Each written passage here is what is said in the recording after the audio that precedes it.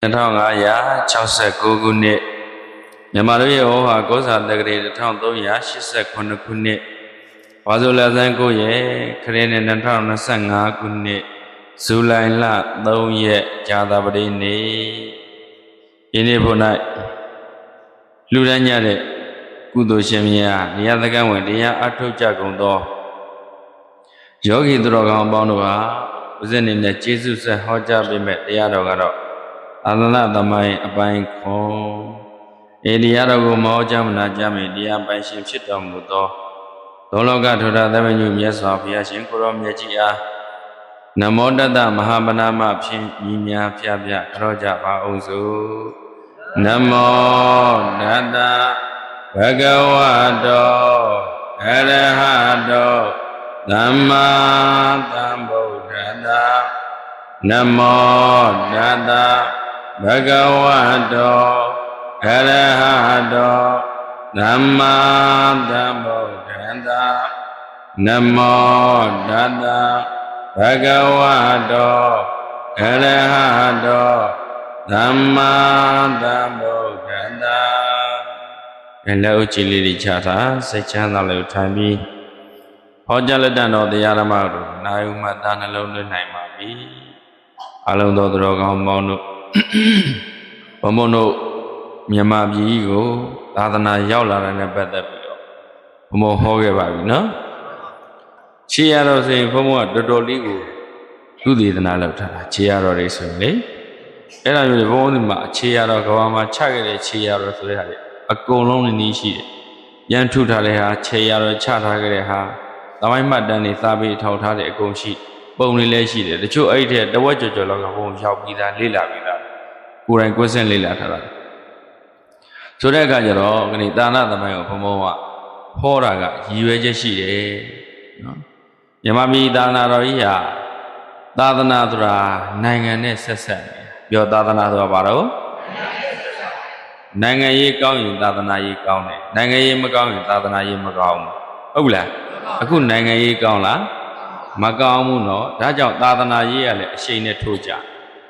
ဆိုတော့အဲ့ဒီဟာကိုဘုံဘုံတို့ဝိုင်းထိန်မှုတာဝန်ရှိဟုတ်ပြီလားဆိုတော့အနွေထမင်းတရားကြီးလက်ထက်မှာမနေ့ကပြောခဲ့တာကြီးလည်းတော်တော်ဆုံးနေနည်းနည်းလေးထပ်ဖြည့်ပြောချင်တာကအနွေထလက်ထက်ကိုရောက်လာတဲ့အခါရှင်ရတဲ့မတွေ့ခင်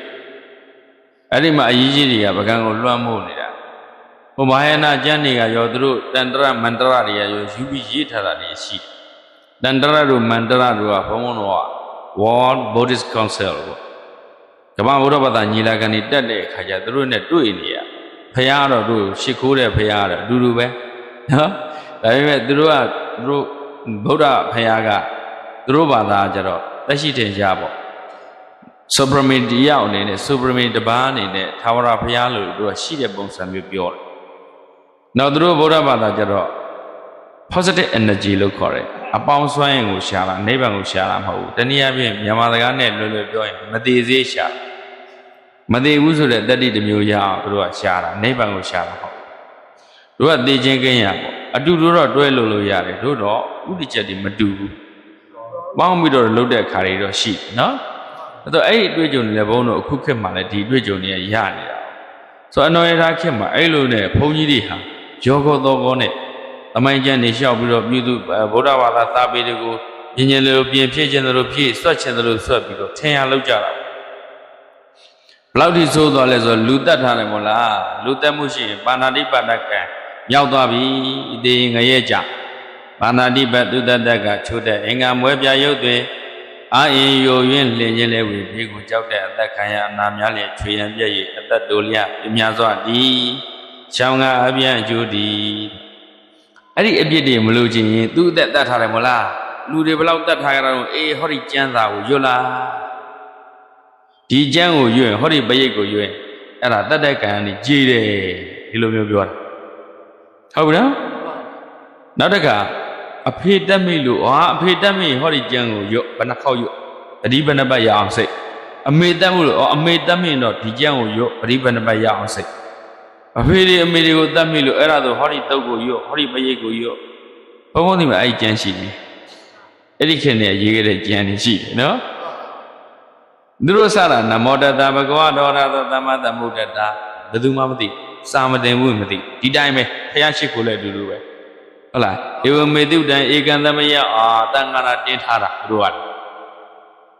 အရှင်သာရိပုတ္တရာကိုမြတ်စွာဘုရားရှင်ကပြောတယ်သာရိပုတ္တရာဒီလိုရှိရင်ဟောဒီကျမ်းကိုရွတ်ရင်အဲ့ဒါဟောဒီဓာန်နေအပြစ်တွေလွတ်တယ်အဲ့လိုမျိုးရေးထားတာဘယ်လောက်ဆိုလဲနော်ဒီခေတ္တရာနဲ့အဲ့ဒီကြက္ကသငတ္တပနောက်နေအဲ့ဒီယောဂောတောကောလျှောက်ပြင်းစင်ပြီးတော့ထင်ရရေးလာတဲ့ကျမ်းတွေကဗကံတိပါလာအဲကြောင့်ဗကံမှာပင်စာနန္ဒီယကံအဖေမေတတ်ထားတဲ့သူတွေကအဲ့ဒီခုနပြောတဲ့အကြီးကြီးတွေကိုဝေဝကြသူတို့အာကုသိုလ်ကံကိုကုစားပြီးတယ်ဒီဘုန်းကြီးတွေပဲရှိပါတယ်ဆိုပြီးတော့လေထင်ရဆိုင်ရိုင်းပြီးတော့ထင်သလိုကိုယ်ွယ်နေကြအဲဘုန်းကြီးတွေလည်းပါဠိကကြာပဲဟုတ်ပါဠိကကြာပြီးတော့ဟောဒီပရိတ်ကိုဘယ်နှခေါက်ပေါအောင်ယူအဲ့ဒါဆိုဘုန်းကြီးပြန်ဖြစ်တယ်လောက်တာအဲ့ဒါမျိုးတွေဗျာအဲ့ဒါသူတို့ကအဲ့လိုမျိုးလုပ်လာတော့နောက်အနွယ်ထားရှေးဟန်နဲ့တွေ့မှသူဒါနည်းနည်းရှိလဲတာဟာဒါဒီဘုန်းကြီးတွေသွားတယ်လမ်းကြောင်းမှားနေတယ်အဲ့ကြောင့်သူတုတ်တယ်မျိုးကြိုးစားအနွယ်ထားယုံလောက်အောင်ဆိုဘာလုပ်လဲဆိုဟိုတရေခက်တရားပြည်မျိုးမှော်စာရက်မှာရှိတယ်တရေခက်တရားနော်အဲ့ဒီမှာဘုန်းတို့ဗာလဲတခုတ်ပင်ကြီးထင်တယ်နော်အဲ့ဒီအပင်ကြီးတဲ့ကို2 နှစ် 3 နှစ်လောက်ကြိုးပြီးတော့အပင်ကြီးကိုခွဲပြီးတဲ့ခါကျတော့အဲ့ဒီထဲမှာလေကျမ်းစာတွေကိုမြုပ်ထားတာပေသာပရဝိုက်စာတွေကိုမြုပ်တယ်အဲ့ဒီအပင်ကြီးကကြာတော့ဘာဖြစ်သွားတော့အပင်အပွားဆိုတော့စီးပြီးပြန်ပြီးပိတ်မသွားဘူးလားအဲ့ဆိုတော့အိမ်မက်တယ်နော်အပေါ်ကတကယ်ကိုထူးခြားတဲ့အထက်လန်းပုဂ္ဂိုလ်တွေကပြောတယ်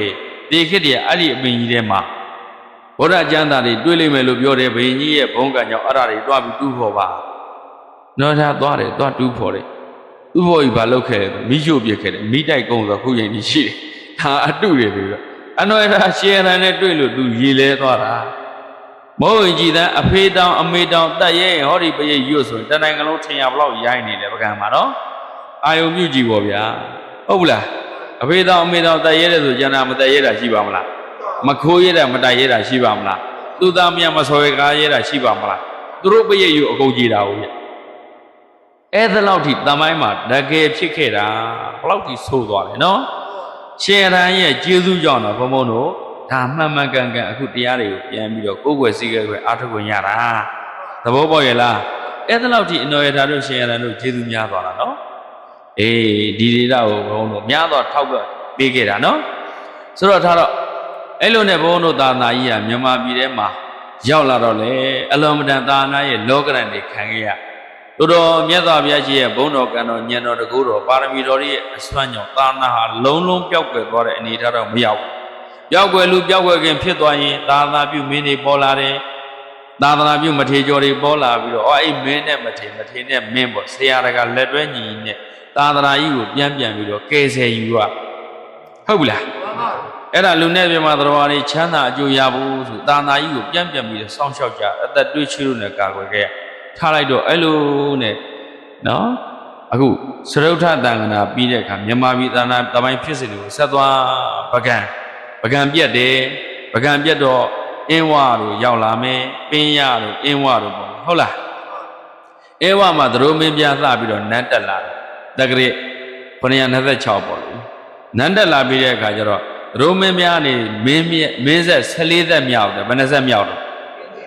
14သက်မြောက်ကြတော့ဘယ်သူဖြစ်လာလဲဆိုတော့နော်ဘယင်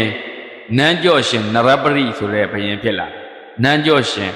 နရပတိပေါ့ဗျာဝဲကြီးရတော့အရှိအလွယ်မှတ်နရပတိကနာမည်သာလှအောင်ကမွန်းတက်ပြီးတော့နန်းရွှေနန်းကျော့ရှင်နရပတိဘာညာနဲ့လည်းလုပ်တယ်လူကဖြစ်နေတာတည်းလားဘယင်ကလေဘယင်သာလှုပ်ချင်တာအကျင့်တစ်သက်မှမရှိဘူးအဲ့လိုမျိုးဖြစ်တာဖြစ်တဲ့အခါကျတော့ဒီဘက်ကတောင်ကူကလည်းလာတိုက်ဟန်သာဝီကလည်းလာတိုက်ဟိုဘက်ကဆိုရင်လည်းမိုးညင်းစလုံးပေါ့ရှမ်းမင်းကလာတိုက်မိုးညင်းစလုံးမိုးညင်းစားတဲ့မိုးညင်းစလုံးကနေလာတိုက်တဲ့အခါကျတော့တက္ကရာ800ကျော်ပေါ့လာတိုက်ပြီးတဲ့အခါကျတော့ဘုန်းတို့ဘာဖြစ်လဲဆိုတော့အင်းဝမှာပြတ်သွားတယ်မျိုးကြီးပြတ်သွားတဲ့အခါကျတော့အင်းဝမျိုးကိုတင်တယ်လို့ဖြတ်သီးပြီးတဲ့အခါမိုးညင်းစလုံးကသူ့သားသိုဟန်ဘွားကိုထားခဲ့တယ်ဘယ်သူ့ကိုထားခဲ့သိုဟန်ဘွားကိုထားခဲ့နော်သိုဟန်ဘွားကိုထားခဲ့ပြီးတဲ့အခါဒီဘက်ကမင်းကြီးရန်တော်ကမြန်မာအိမ်ရှိနော်အဲ့ဒါမင်းကြီးရန်တော်ကိုနေသားပဲသားပြန်ပေးပြီးတော့မင်းငါသားကိုတော့စောင့်ရှောက်ငါသားကမင်းရှမ်းဆိုတော့မင်းမြန်မာလိုတော့သိမပေါက်ဘူးဗျဒီနေ့ခေတ်လို့ဆိုဝလို့ကိုကန့်လို့ဖြစ်လိမ့်မယ်ဟ ဟုတ်ပြီလားအဲ့သဘောအာယုံပြုကြည့်ပါဗျာအဲ့တော့မြန်မာလူသိမ့်မပေါ့ဘူးတဲ့အဲ့တော့ဒီဘက်ကမင်းကြီးရန်တော်မင်းကနေပြီးတော့တိုင်းပြည်ကိုကိုညက်ညက်နဲ့ဟိုမြန်မာစကားပေါက်တဲ့ဘူးပေါ့လေတွဲဖက်ပြီးအုပ်ချုပ်တယ်လို့ပေါ့နော်အဲ့လိုနဲ့သူ့ကိုယာတို့ပေးတယ်အဲ့တော့ဒီဘက်ကမင်းကြီးရန်တော်ကမလိုချင်ပါဘူးဒါပေမဲ့နော်အာနာကိုလည်းသူမလွန်ဆန်နိုင်သေးဘူးလေထားလိုက်တော့အဲ့ဒီနောက်ကျတော့ရှမ်းမင်းသူဟန်ဘွားဘလောက်ဒီဆိုးလာဆိုတက္ကရာ83လုံးပေါ့888ရောက်လာတဲ့အခါကျတော့ဘုန်းကြီးတွေကိုရှိနေတာဟာငါတို့အတွက်အန္တရာယ်ရှိတယ်ဘာဖြစ်လို့ဆိုတော့ဘုန်းကြီးတွေကတင်ကြီးတင်ညွတ်တဲ့ဥပုပ်ပြုရင်လည်းတင်ကြီးတင်ညွတ်တဲ့စာသေတိုင်ကြီးဆိုရင်လည်းတခန္ဓာကြီးတွေပြောရမှာလေအဲ့လိုဆိုတော့အုပ်စုလိုက်ကြီးသူ့ကိုပုံကန်နိုင်ခြင်းရှိတယ်အဲ့ဒါကအဇာတရတုံးကလည်းဘုရားရှင်လက်ထက်ကဘုန်းကြီးတွေသွတ်တော်ချောင်းလာငါတော်လံမဲ့ပုံကန်မဲ့အုပ်စုကြီးကအကြီးရှိတယ်ခေတ်ဆက်ဆက်ကဘုန်းကြီးတွေကအစိုးရမျက်စိကြဘာဖြစ်လို့ဆိုအုပ်စုတောင်းလို့ဘာဖြစ်လို့တော့သူတို့တော်လံမဲ့လူတွေလားဥဆောင်မဲ့သူတွေလားသူအမြဲတမ်းမျက်စောင်းထိုးခံရတယ်အဲ့ဒါအဇာတရတုံးကလည်းအဲ့တိုင်းပဲနောက်ကြမှာသူတို့ကောင်းဖြစ်သွားနော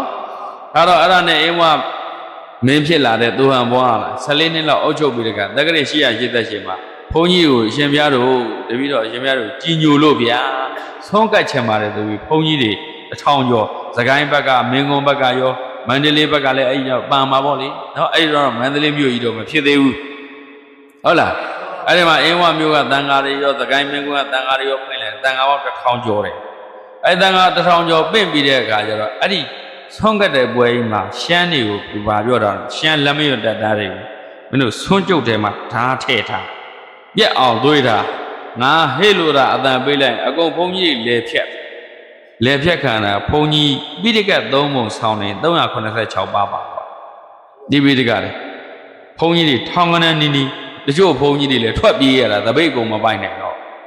ဟုတ်လားအသက်နဲ့လည်းအဲ့ဒီမှာအရိယာကြီးတွေပါတယ်ပုထုဇဉ်တွေလည်းပါပိဋကတ်3ပုံဆောင်နေ380ကျော်ပါသွားတယ်ခရီးအဲ့ဒါတောင်ဘလူးပင်လေတောင်ဘလူးလေပြင်မှာလေတောင်ဘလူးလေပြင်အင်းဝရဲ့ခန့်တက်ကြီးထဲမှာတောင်ဘလူးလေပြင်ဆိုတာရှိတယ်ညာဘက်ကိုလမ်းကြည့်ညောင်မင်းကြီးစိုက်ထားတာဘုန်းကြီးတွေလေချောင်းသွေးကြခဲ့တာအပါ300ကျော်နော်တခြားဘုန်းကြီးတွေရောဆိုရင်အပါ900ဝန်းကျင်လောက်ရှိပြီရှမ်းမင်းကလေဖြတ်တက်လို့ဆွန်းစားမလားလို့သွားတာမသွားလို့လည်းမရအောင်မင်းအမိတ်နဲ့ပင့်ပြီးတော့လေဖြတ်တက်တာနော်ဘုန်းကြီးတွေဒီလိုခံခဲ့ရ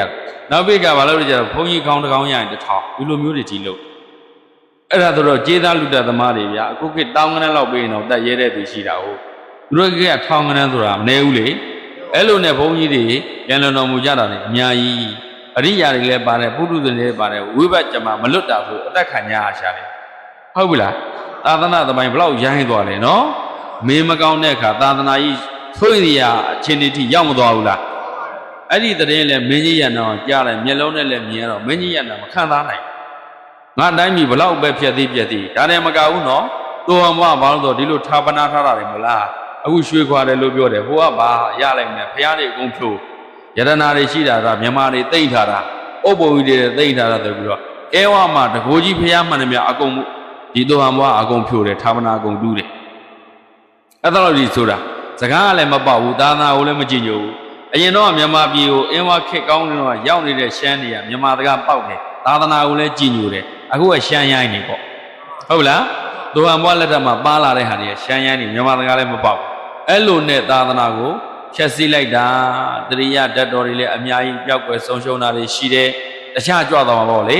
ေဘုရားထာဝနာတွေရွှေငွေကြောက်တံဝရများတွေအကုန်ဖြတ်စည်းပြီးယူတယ်ဗျာဘုန်းကြီးတွေလည်းတတ်တယ်ဗျာဘုရားလည်းဖြတ်တယ်ဗျာတရားလည်းဖြတ်တယ်ဗျာတန်ဃာလည်းတတ်တယ်ဗျာဘယ်သူတို့ဟိ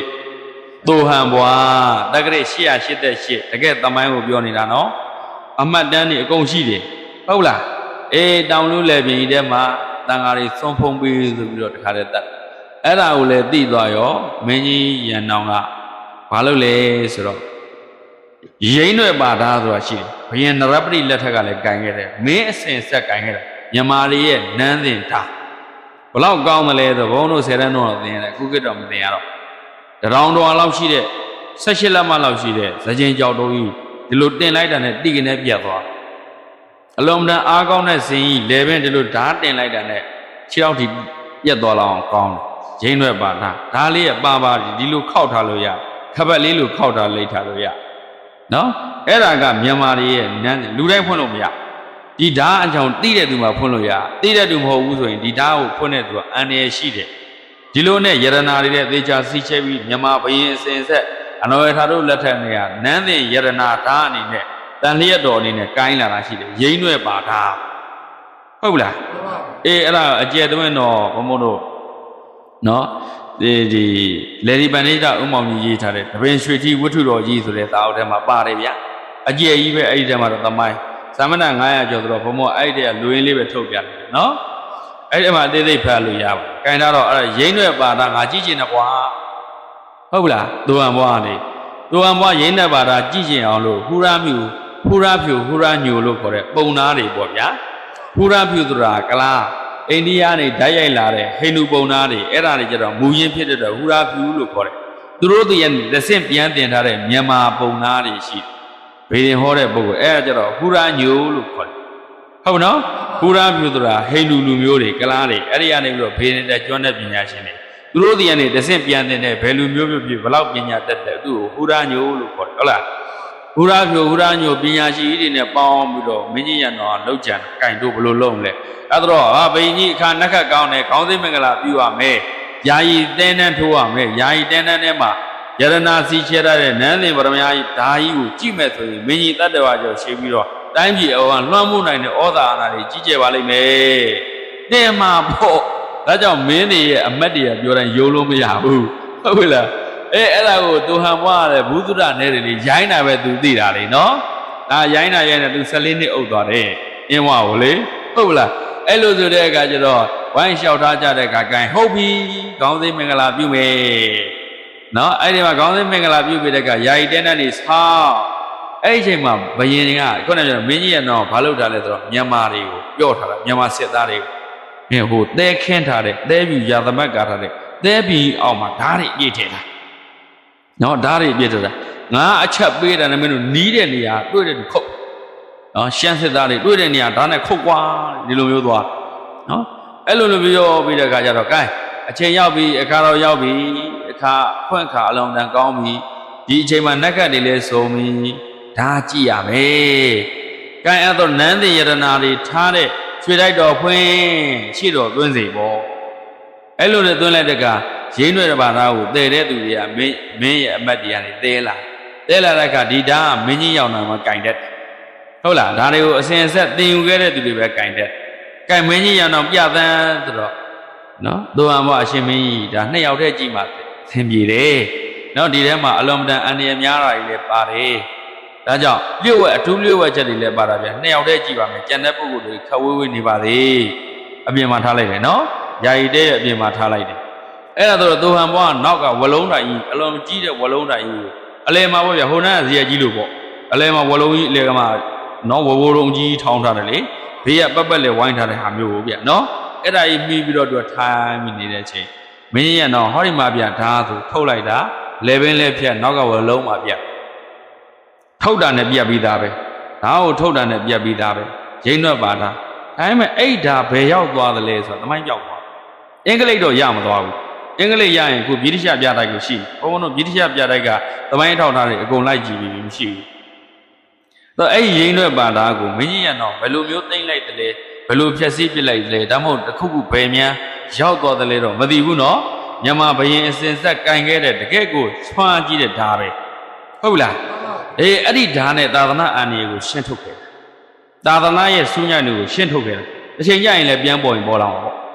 ဟုတ်လားမင်းကြီးကတော့အဲ့လိုရှင်းထုတ်ပြီးသူ့တက်ပြီးတဲ့နောက်ကျတော့မင်းကြီးရတော့ဘရင်လုံးမလားဆိုမလုံးဘူးဗျာတော့ထွက်ပြီးဘုန်းကြီးဝတ်သွားတယ်တရားကျင့်သွားတာနော်အဲ့တော့ငကိုးနဲ့သူသာသနာကိုသိကြီးညိုတာလူသက်တဲ့အလုပ်ဆိုလုံးကုန်လုံးချင်တာဒါပေမဲ့သာသနာစူးညောင်ဖြစ်တဲ့အတွက်သူ့ကိုယ်သူပါဏာတိပါဒကံအမြောက်ခံပြီးတော့သာသနာစူးညောင်ယူကိုဒုဋ္ဌကံပရိမင်းနှလုံးမူပြီးတော့ရှင်းထုတ်ခဲ့တာခြေကလားတွေတတ်ခဲ့တယ်လို့ပေါ့လေအေးမင်းကြီးတော်နဲ့လည်းအဲ့ဒီတိုင်းသူဟန်ဘွားကိုတုတ်တင်ခဲ့လို့နော်အင်းဝခေတ်သာသနာပြန်ပြီးတော့နလန်ထူလာတယ်။ဂိုင်းထားတော့အဲ့မှာနောက်တော့အင်းဝမှာဓမ္မရာသာမင်းပြတ်သွားတယ်။ဓမ္မရာသာမင်းဟာသူ့လက်ထက်ရောက်လာတဲ့ခါကျတော့အေယာဝတီမြစ်ရေကြီးတာဒီဘက်ကဟိုနရောင်းကြချောင်းလို့ခေါ်တဲ့မြင့်ငယ်မြစ်ကလည်းကြီးတယ်။ပေါင်းလောင်းမြစ်ကလည်းကြီးတယ်။ရေက3ခုကြီးတဲ့ကအဝဆိုတဲ့အင်းဝကလေရေ3ခုဆိုင်တဲ့နေရာကျအေယာဝတီမြစ်ကရေကြီးတော့ထောက် ဒီဘက်ကပေါင်းလောင်းမြင့်တဲ့ဒီဘက်ကဇော်ကြီးမြင့်တဲ့ဟာတခါလဲရေတွေတက်လာတဲ့အခါကျတော့အဲ့နှစ်ခုဟာတခါလဲအဲ့အလဲမှာရှိတဲ့အဝလို့ခေါ်တဲ့အင်းဝဆိုတာကျွန်းနုညင်နုကျွန်းဟုတ်ဗျရေကကြီးလိုက်တဲ့တလလုံးလုံးရေမကြဘူးနန်းတော်အမြင့်ဆုံးစောက်ထားတဲ့နန်းတော်ရဲ့ကျန်းကင်းမှာမြုပ်တယ်အင်းဝဒေသမှာရှိတဲ့စားနပ်ရိက္ခာတွေစိုက်ပျိုးရေးဆန်ရည်သဘားတွေမျိုးစေ့တွေအစအကုန်ကုန်သွားတယ်နောက်တစ်နေ့ကျတော့မိုးကခေါင်လိုက်တယ်ဒီနေ့လုံးလုံးမိုးကုန်မရောအဲ့ဒါကိုကတ်လို့ခေါ်တယ်ဟုတ်လားကတ်စင်းအန်ရဲ့အလွန်များတယ်နော်မနေ့ကဟိုတနေ့ကပြောခဲ့ပြီရဟန္တာကြီးတော့မခံဘူးလားဒါကြောင့်ကတ်ထဲမပအောင်တော်တော်ပြုဆိုင်ရတယ်ဗျကတ်ကြီးသုံးပါကြော်လွားခြင်းတယ်ဆိုတာကအမြဲတမ်းပြုဆိုင်နေရဟုတ်လားဥဒ္ဒကောင်းမှုတွေများများပြုဖို့လိုလားမလိုဘူးလားအခုကြည့်တစ်နှစ်ကရေကြီးလိုက်တာဩတစ်နှစ်ကျတော့မိုးတွေခေါင်လိုက်တာစံရည်သဘာသာပြုစိုက်ပျိုးတိနံတွေပါတယ်အကုန်ပြက်စီးသွားအင်းမပြတ်သွားတယ်ငကိုးနဲ့ကတိုင်းရေးပြည်ကမကောင်းလို့တောင်ငူဘက်ကိုရှောင်းနေကြတာလေဒီဘက်ကသုံးဟန်ဘွားနှိမ့်ဆက်လို့အဲ့မှာတောင်ငူမှာတပင်ရွှေကြီးကိုဗျဟုတ်ပြီလားအဲ့ဒါနဲ့အင်းဝကမြို့ကပြတ်တော့ဖြစ်သွားတယ်နောက်တော့နန်းစောနန်းကြောင်တွေတရုတ်ဘက်ကလာပြီးမီးရှို့လို့အင်းဝကကုံနေအင်းဝပြတ်ဓမ္မရာသာမင်းလက်ထက်ရောက်လိုက်တော့တိုင်းရေးပြည်ကမငြိမ်တော့ဘူးတခိုးသမျှတွေအလောင်းနဲ့စူပူတောင်းကြောင်းနေရာတိုင်းဟာအန္တရာယ်ရှိနေဘယ်နေရာမှမလုံခြုံတော့ဟုတ်ဘူးနော်အဲ့တော့အသက်အန္တရာယ်လည်းမလုံခြုံဘူးစားတဲ့ရိတ်ခါလည်းဘာမှမလုံခြုံဘူးတွေ့တဲ့နေရာလူသက်ဖြတ်စားဒီလိုတွေဖြစ်လာတဲ့ကဓမ္မရာသာမင်းကငါတော့မတက်နိုင်ဘူးကွာတဲ့ကိုယ့်ရကိုတာဝန်ယူကြတဲ့ကိုယ့်မျိုးကိုတာဝန်ယူကြတဲ့ကိုဒေတာကိုတာဝန်ယူကြတဲ့ဘယင်ကဘာမှအာမခံချက်မပေးနိုင်တော့တရားဥပဒေသုံးမှုဆိုတာဘာမှမရှိတော့အင်းဝခင်ပါလေအဲ့ဒါနဲ့အင်းဝပြတ်သွားတဲ့အခါအင်းဝကအခြေအနေမကောင်းဘူးဆိုတော့ဟိုဘက်ကမိုးဆိုးချုံရွာသားဘယ်သူတို့ဟိဘုံကြီးကျောင်းသားအောင်စေရနော်အဲ့တော့သူ့အသက်က25နှစ်လောက်ပဲရှိသေးတယ်ဟုတ်လားအဲ့တော့အောင်စေရနေပြီးတော့ဒီတိုင်းဆိုတော့မဖြစ်ဘူးတို့ဗမာတွေအင်အားရှိဘူးလို့တယ်တို့ရွှေဘိုဒေတာကနေပြီးတော့ရွာပေါင်း46ရာစုပြီးတော့တို့ထန်းလုံးခတ်တက်ကြီးခံထားရအောင်အဲ့တော့ကတနက်ကသူမိဒီမီးပြောက်တဲ့နက်ကိုဗျရန်တဲ့နက်ကိုဗျထလုံးမပေါက်ဘူးအဲ့တော့ကြည်တန်အခုကတော့ပေါက်တာတော်နန်းကြည်တန်တော့မပေါက်ဘူးပေါ့လေတော်တော်ပြင်းတဲ့ကြည်တန်တွေပေါက်တာအဲ့တော့ကြည်တန်တွေပါတယ်အန်ဒီရှိတယ်အဲ့ဒါကြောင့်ထန်းလုံးခတ်တက်ကြီးခံတာလှနေဓာတ်တွေဆိုရင်ထန်းသားမမာဘူးလားအေးအဲ့ဒါနဲ့ရွာ46ရွာကိုထန်းလုံးခတ်တက်ကြီးခံပြီးတဲ့အခါကျတော့ဟောတင်ကြီးတိုင်းပေါ့တင်ကြီးတိုင်းအဲ့ဒါကျတော့ပွဲကြောင်းအတတ်ပညာလို့ခေါ်တယ်ဘန်တိုပန်ရှေးတို့တင်ကြီးပညာလို့ဆိုတာဒီဝဘိုးဝါတကတဲ့ဒီနွားကျင်ငယ်ရတဲ့နံပါတ်မနတိမရအောင်နံပါတ်မကျင်ငယ်ရတဲ့စိတ်မိနေလန့်9ရက်လောက်လမ်းလိုက်ရင်အဲ့ဒီဝါရင်ကလေအဲ့ဒီတင်ကြီးလို့ခေါ်တဲ့ဝရင်ကလေလှန်လိုပဲဒီပဲလို့ချောင်းတတာနော်10ပေလောက်ရှိတဲ့အရှည်ကအဲ့ဒါဓာတ်နဲ့ခုတ်လို့တောင်မပြတ်တော့အဲ့ဒါကိုပြစ်လို့လည်းရတယ်ထိုးလို့လည်းရတယ်ရိုက်ရင်လည်းအတွင်းမှာကြေသွားတာအဲ့ဒါတရုတ်တိုင်းကခဏတရုတ်ကရှောင်းလင်းနေရအဲ့ဒီပညာရတယ်အဲ့ဒါမြန်မာပြည်ရသွားတဲ့ပညာပွဲကြောင်းပညာလို့ခေါ်တယ်နော်အဲ့လိုနဲ့တကားတဲ့အထူးကွန်မန်ဒိုတပ်တွေဖွဲ့လက်မယွန်းတပ်တွေဖွဲ့ပြီးကွန်မန်ဒိုတွေနဲ့တိုက်တယ်ထားလိုက်တော့အဲ့ဒါအကျဉ်းချုပ်လိုက်တော့အလောင်းမင်းတရားကြီးကနေပြီးတော့ပြက်သွားတဲ့တကြတာကိဝေမြန်မာမင်းဆက်ကိုကုန်းပေါင်ထိုးဆက်တယ်။ကဲအေးရမြည်ကြည့်မရှိဘူးလားဟဲ့။မြေထဲမှာလှေတွေပါနေနဲ့သွားလို့မရဘူးလား။လှေတွေတင်မောတွေနဲ့သွားတဲ့အခါလှေတွေတင်မောတွေကကန်းကိုကတ်ထားတဲ့အခါလှေပေါ်တင်မောပေါ်ခုံးတက်တာဟုတ်လား။ဘာနဲ့တက်တာ။ကုန်းပေါင်ထိုးမတက်ဘူးလား။အေးပြင်ကြကြီးတွေမရှိဘူးလား။ပြက်သွားတဲ့မြန်မာမင်းသက်ကိုပြက်သွားတဲ့တကြတာကိဝေဘုရားမျိုးတွေမင်းသက်ကိုကုန်းပေါင်ထိုးဆက်တဲ့အဓိပ္ပာယ်မို့လို့ကုန်းပေါင်မင်းဆက်လို့ခေါ်တယ်ဗျ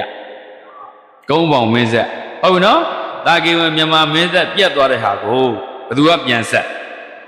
အလောင်းမင်းတရားကြီးကပြန်ဆက်တယ်သူကဖျားစုပန်ထားတာကိုဗျအလောင်းမင်းတရားကြီးရွှေပေလာနဲ့ရေးထားတဲ့ဟာတွေကအခုပြည်တခြားပြတာတွေမှာရှိတယ်နောက်တော့မြန်မာကိုပြန်ပေးထားတာရှိတယ်အဲ့ဒါကတော့ခုကနေ့ရန်ကုန်မှာရှိတယ်ဒါတော့နော်အဲ့ဒါအဲ့ဒီမှာသူ့ရဲ့ဖျားစုပန်ထားတဲ့တမ္မာတမ္မောတိဖျားစုပန်ထားတဲ့ဟာတွေရှိပြတ်သွားတဲ့တကြတာကေဝင်မင်းသက်ကိုကုန်းပေါင်ထိုးဆက်တဲ့အဓိပ္ပာယ်သက်ရောက်လို့အဲ့ဒီမင်းသက်ကိုကုန်းပေါင်မင်းဆက်လို့ခေါ်ဘယ်နှဆက်ရှိတော့လောင်းနောင်စင်မောင်ဘိုးပတာပုမင်းတီဘောမင်းကြပြက်တာပဲကုန်းပေါင်မင်းဆက်တစ်ဆက်လို့မပြောဘူးလားဟုတ်ကဲ့အဲ့ဒါဆိုတော့အလောင်းမင်းတရားကြီးရဲ့သား4ယောက်တော့ဘယင်ဖြစ်တယ်ထားလိုက်တော့နောက်တော့1800နော်1800ကျော်လာတဲ့အခါကျတော့သာသနာနှစ်2415ရောက်လာပြီဘယ်လောက်တော့ 2415အခုဘယ်လောက်တော့သာနာနှစ်က2569ဟုတ်ပြီနော်အခုဘုန်းတို့သရုတ်တတန်ဃာက495မှာရက်နေရနော်အခုပြင်သမားကိုသွားရမယ်အဘပြီးအောင်သင်ပေးအောင်လေဟုတ်လားဘုန်းဘုန်းနဲ့ဟိုဒီတန်ဃာနှစ်ခုလုံးပြီးအောင်ပြောလို့မရဘူးလေပြီးပါတယ်အဘရလို့ပြီးအောင်ချုံပြောပါမယ်ဟုတ်လားနော်အဲ့တော့ဘုန်းဘုန်းတို့သာသနာရဲ့လောကဓာတ်တွေကိုဘုန်းပြောခဲ့ပြီနော်ဗကံခေအင်းဝါခေပင်ရခေညောင်ရခေစကိုင်းခေခုကုန်းမောင်ခေနော်ကုန်းမောင်ခေမင်းတော်မင်းတရားကြီးလက်ထက်ရောက်လာတာနောက်ဆုံး20ပေါ့လေသာနာနဲ့2415ရောက်လာတဲ့အခါမင်းတော်မင်းတရားကြီးက2401မှာနတ်တက်လာတာကိုဗျမန္တလေးရတနာဘုံမြို့တော်ကြီးကိုစပြီးတည်တာလေဗျအုတ်ကျွကျော်အေးမန္တလေးကိုဗျဟုတ်လားအဲ့လိုနဲ့တည်ပြီးတဲ့အခါကျတော့10စုနှစ်တစုလောက်ကြာတဲ့အခါသာသနာကိုစောင့်ရှောက်ထောက်ပံ့မဲ့မင်းသူကလည်းသူ့ကိုယ်သူဘုရားသူပန်ထားတယ်ဆိုတဲ့အယူဆရှိဖို့ရပါတယ်နော်အဲ့ဒါတော့ဟိုဘလူးမဘွားကသူ့ရဲ့သားမြတ်ကိုဖျက်ပြီးတော့လှူခဲ့တယ်မန္တလေးတောင်ပေါ်မှာဗျာဒိတ်တော်ရဘုရားဆိုတာရှိတယ်လေအဲ့ဒီတော့သူကဘလူးမကြီးဖြစ်ခဲ့တယ်ပေါ့အေးဒါလည်းသူပုံမြင်လည်းဖြစ်ရင်ဖြစ်မဲ့သူဖန်တီးပြီးရေးထားတာလည်းဖြစ်ရင်ဖြစ်မဲ့တကယ်လည်းဖြစ်ရင်ဖြစ်မှာပေါ့ဗျာပါဠိတော်မှာတော့မရှိပါဘူးဒါတော့ဒါမြတ်သမိုင်းအရာယုံလိုက်ပေါ့ဗျာ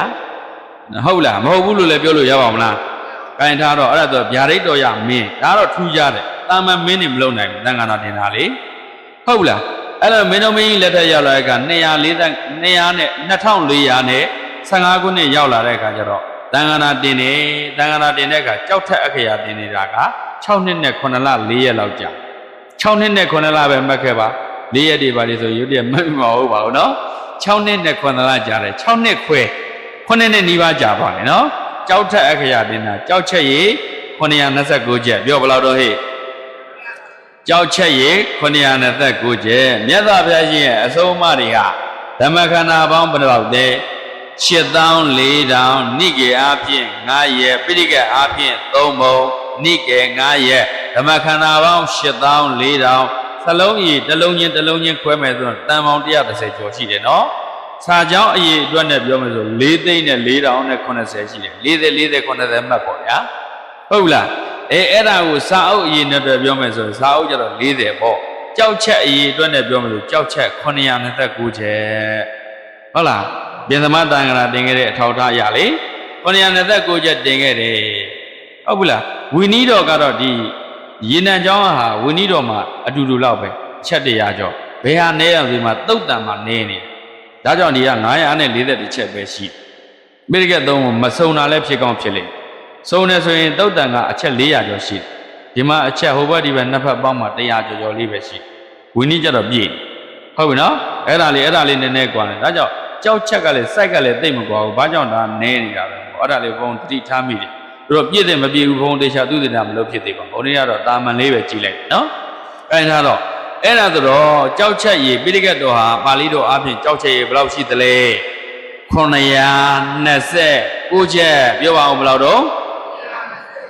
929ချက်ရှိတယ်နော်အဲ့ဒီဟာကိုမင်းတော်မင်းတရားကြီးကလေဒီပေထက်အခရာတင်တယ်ဆိုတာတွေ့ရတိုင်းတင်လို့မရဘူးအဲ့ဒီကစာအတော်ဆုံးဆိုတဲ့ပိဋကတ်သုံးပုံစာအတော်ဆုံးဆိုတဲ့ဘုန်းကြီးသုံးပါးဥဆောင်တယ်လူတွေကလည်းမိုက်ခိုင်မျိုးသားကြီးလိုပိဋကတ်တောင်ကြံပြုနိုင်တဲ့တကယ်ကိုအတော်ဆုံးပိဋကတ်ပညာရှိ6ယောက်နဲ့3ပါး9ယောက်အုပ်စုပါတဲ့ကော်မတီဖွဲ့ပြီးတော့ကြောက်ထက်အခရာတင်တာနော်အလုံးဂယုသက်ရတဲ့ကြောက်မှမှားလို့ရင်ပြန်ပြေမလွယ်ဘူးလေဟုတ်လားဟိုမန္တလေးရှိဘက်ကဇရင်တောင်ကလေဇရင်ကြောက်တွေကိုအလုံးတန်ပို့ချောပြီးတော့ဒီကနေ့ကိုဆိုသိမ်းပေါင်းပဲတဲ့ထောင်နဲ့တောင်းနဲ့ချီပြီးပုံဝဲဟာပေါ့လေနော်အဲ့ဒါကို6နှစ်ကျော်လို့ပြီးတဲ့အခါကျတော့နောက်တော့မြေနှမ်းပြတ်တက်မှာ9လနဲ့9ရက်ကြာနော်ဒါကြလေတခန္ဓနာကြီးတန်ခါရတင်ပွဲကြီးကျင်းပတန်ခါရတင်ပွဲကြီးကျင်းပတဲ့အခါကျတော့ကြောက်ထက်အခရာတွေတင်ပြီးတန်ခါရတင်ပွဲကြီးကျင်းပတဲ့အခါနန်းတော်ထဲမှာနော်မြေနှမ်းပြတ်တဲ့ထဲမှာတကယ်တခန္ဓနာကြီးတန်ခါတော်တွေကိုဒီထားပြီးတော့သူကျင်းပခဲ့တယ်တန်ခါအရေးအတွက်2400တဲ့ပြောဘယ်လောက်တဲ့တော့သာသနာနှစ်ကလည်း2415နှစ်တန်ခါအရေးအတွက်ကဘယ်လောက်ပါလဲ2400ပြောပါအောင်2000နဲ့ဘယ်လောက်တော့400ဟုတ်နော်သာသနာနှစ်ကဘယ်လောက်လို့2415နှစ်မှာတန်ခါတော်2400ပါပြီးတော့နော်ဘုန်းတို့ဘုရားကြီးတိုက်ဆရာတော်ဘုရားကြီးဥဇာကရပေါ့ဆရာတော်ဥဇာကရကနေပြီးတော့ရှင်မကတ္တဗလို့ အကြီးကဲနေရနေပြီးတော့9လနဲ့9ရက်ကြာအောင်ရွတ်ဆိုပြီးတန်ခါနာတင်တဲ့ကြောက်ထက်အက္ခရာသင်ကတော့6နှစ်နဲ့9လနဲ့4ရက်ကြာအောင်စနစ်တကျနဲ့ကြောက်ထက်အက္ခရာသင်ခဲ့တယ်အဲ့ဒီဟာကခဏကဘာမှာဘလောက်ခမ်းနားတော်လဲကဘာအကြီးဆုံးစာအုပ်ကြီးပိဋကတ်တော်တွေဟာတဲ့အနော်ဒီမင်းတို့မင်းကြီးကစဉ်းစားတယ်ပိဋကတ်တော်တွေဟာနှစ်ပေါင်း450ကျော်ထိနှုတ်သက်တောင်းခဲ့တာ495မှာတန်ခါနာတင်တဲ့အခါပေထက်အခရာတင်လိုက်တယ်ပေထက်အခရာတင်လိုက်တဲ့အခါကျတော့ပေမူတွေကအမျိုးမျိုးမူခွဲတွေရှိနိုင်တယ်အပြောင်းလဲတွေရောမရှိနိုင်ဘူးလားကြားလိုက်ဟိုလူကပေမူရေးဒီလူကပေမူရေးဒီလိုတွေရှိတာပေါ့လေစာအုပ်တွေဆိုရင်လည်းဟိုလူကတစ်မျိုးဒီလူကတစ်မျိုးရေးမရှိနိုင်ဘူးလားအဲ့လိုကျမ်းနေရရေရှည်ကြားလာတဲ့မြတ်နောက်လူတွေခုလူတွေဆိုခုနဘုန်းပြောတယ်လေနမောတတဘဂဝတော်ရတော်သမ္မာသမ္ဗုဒ္ဓတ္တသံဃာတင်ခဲ့တယ်လို့ဘာလို့ရေးလိုက်တဲ့ဆိုရင်အဲ့ဒီကျမ်းတွေကိုဘုရားဟောပါဠိတော်ပဲထင်ပါပေါ့သိပါမလားဘယ်သိမှာတော့စာမတက်မသိဘူးလေဒါကြောင့်သံဃာဘလောက်အရေးကြီးလဲအရေးကြီးလားမကြီးဘူးလားပရိယတ္တိဟာအရေးကြီးလားမကြီးဘူးလားပရိယတ္တိတာမရှိခဲ့ရင်သာသနာရှိလို့ရှိသာသနာဟာပရိယတ္တိပဲပရိယတ္တိဆိုတာမြတ်စွာဘုရားပဲပရိယတ္တိဆိုတာဘာတော့ငါဘုရားမရှိတဲ့အခါအာနန္ဒာဓမ္မနဲ့ဝိမြယဟာသင်တို့ရဲ့ဖရာဘုရားအဖြစ်ကြံလိုက်ပဲသက်ရှိဘုရားပြိဋိဘံဆန်းသွားတဲ့အခါကျတော့တတ်မဲ့ဖြစ်တဲ့ဉာဏ်တော်ဘုရားကြံခဲ့တယ်အဲ့ဒီအဆုံးအမတွေကြံနေသေးဘုရားရှိသေးတယ်လို့ပြောတာခန္ဓာ၅ပါးအနေနဲ့ရှိနေတာတော့ဟုတ်ရဲ့လားမဟုတ်ဘူးဉာဏ်တော်အနေနဲ့ရဝါတွေကိုဒါဆုံးမလမ်းညွှန်မှုတွေရောကြံမနေဘူးလားအဲ့ဒီကြံနေတဲ့ဟာဘုရားပေါ့မှန်လားဟဲ့အဲ့ဒါငါဘုရားဟောတဲ့အနေနဲ့ကိုယ်ွယ်စိကက်ခဲလို့ပြောတာဒါလေးနည်းနည်းဘုသူတ္တပြောအောင်မယ်တတ်တော်ရှိတဲ့ကကုတ္တမြတ်စွာဘုရား4000နတ်မှာပွေတတ်တော်3200မှာပြိဋိဘံဆံကောဏဂုံမြတ်စွာဘုရား3000နတ်မှာပွေတတ်တော်2000နဲ့4000မှာပြိဋိဘံဆံကတ္တဗမြတ်စွာဘုရားရှင်တတ်တော်2000နတ်မှာပွေနော်တတ်တော်1000နဲ့ဘယ်လောက်ဖြစ်မလဲ2000လောက်မှာပေါ့အဲ1000နဲ့4000ဖြစ်မှတင်တယ်။ကဲပုံကြည့်လိုက်2000ကို9ပုံပေါ့ဘယ်လောက်ရမလဲ။တပုံတစ်ပုံကို2000ဒီရမယ်ဟုတ်လား။အေးအဲ့ဒါဆိုတော့1000နဲ့8000ဟုတ်လား။1000နဲ့8000မှာပြိဋိဘံဆန်တယ်။အဲ့ဒါတော့9ပုံ4ပုံမှတ်